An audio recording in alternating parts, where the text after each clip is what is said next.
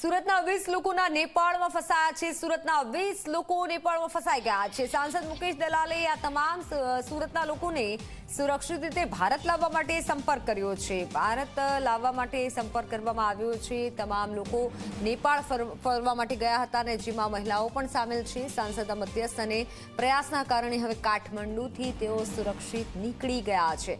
સાંસદ મુકેશ દલાલે નેપાળમાં ફસાયેલા સુરતના લોકો સાથે સતત તેઓ સંપર્કમાં છે। જે પણ સુરતના લોકો ફસાયેલા છે તેઓના સંપર્કમાં છે, સાથે લાવવા માટે પ્રયત્ન હાથ ધર્યા છે।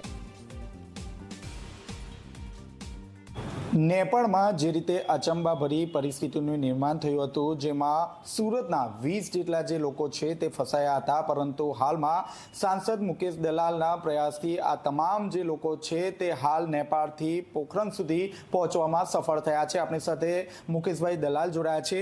જી મુકેશભાઈ, કઈ રીતે કોન્ટેક્ટ થયો, શું આપે મદદ કરી? પરમ દિવસે એક કોલ મારી પર આવ્યો હતો। સુરતના 20 લોકો નેપાળ ફરવા ગયા હતા અને તેઓએ કહ્યું કે અમે કાઠમંડુમાં સફારી રિસોર્ટમાં અમે અત્યારે ફસાઈ ગયા છે। પરિસ્થિતિ ખૂબ ગંભીર છે, તોફાનો, આગજનીના બનાવો ચાલે છે, તો અમને તમે કોઈપણ હિસાબે અહીંથી બહાર કાઢો। એટલે મેં એક્સટર્નલ અફેર મિનિસ્ટ્રીમાં સંપર્ક કર્યો હતો, નેપાળમાં ભારતની એમ્બેસીનો સંપર્ક કર્યો હતો, ઉપરાંત સુરતમાં જે નેપાળની ઇન્ડિયામાં દિલ્હીમાં જે નેપાળની એમ્બેસી એનો સંપર્ક કરીને આ માહિતી એ લોકોને આપી હતી કે 20 લોકો સફારી રિસોર્ટમાં છે, એ લોકોને બહાર કાઢો। પછી એ લોકોનો પ્રત્યુત્તર આવ્યો હતો કે હાલ પરિસ્થિતિ ખૂબ ગંભીર છે, રાત્રે બહાર નીકળી નહીં શકાય, એટલે જેવી પરિસ્થિતિ થોડીક ઠાળે પડે એટલે અમે એ લોકોને આગળ ટ્રેક જોઈને, સેફટી જોઈને એ લોકોને બહાર કાઢીશું। અને એ લોકોને પછી ગઈકાલે બહાર કાઢ્યા છે અને આજે એ લોકો પોખરા સુધી પણ પહોંચી ગયા છે।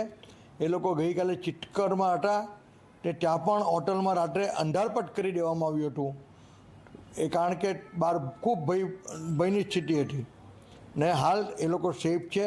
કર્ફ્યુ પોખરામાં પણ છે જ, પણ ટુરિસ્ટને હેરાનગતિ કરવામાં નથી આવતી અને ભારતીય દૂતાવાસ અને ભારતના એક્સટર્નલ અફેર મિનિસ્ટ્રી દ્વારા ખૂબ સુંદર પ્રયત્ન નરેન્દ્રભાઈ મોદી સાહેબની સરકારે કર્યા છે।